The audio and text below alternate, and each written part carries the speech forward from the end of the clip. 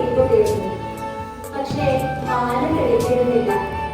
കട്ടിയായ ഇരുട്ടിൽ നക്ഷത്രങ്ങൾ തെളിഞ്ഞിരുന്നു. ഒരു കൊടിയിലേക്ക് വിരൽ ചൂണ്ടി. അക്ഷരപ്പൂവുകൾ കൺതുറന്നിടുന്ന വായനക്കാലമിങ്ങെത്തി.